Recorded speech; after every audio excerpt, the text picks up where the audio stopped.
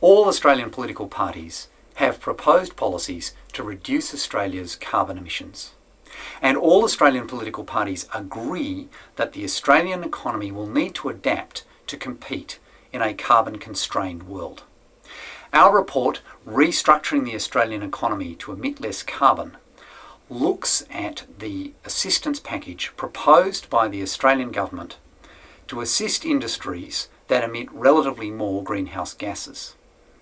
Our report shows that the assistance proposed would be a $20 billion waste of Australian taxpayers' money. Industry's own data shows that in many cases the assistance is simply unnecessary to prevent production moving offshore where it might emit higher greenhouse gases.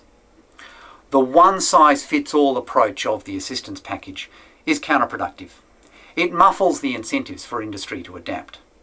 The evidence shows that fears of large-scale job losses or production moving offshore are greatly exaggerated. The adjustments required as we shift towards carbon pricing are much less than those required as a result of tariff reductions, of changes in competition policy, or the introduction of the GST.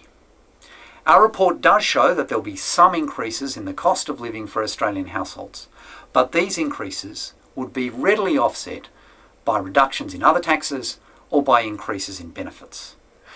Any government assistance should be targeted.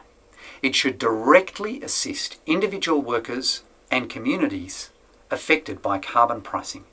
It shouldn't just go to propping up company profits. Our report urges the government to reconsider its proposed package of industry assistance to make it more targeted, less wasteful, and more effective in assisting the Australian economy to adapt to emit less carbon.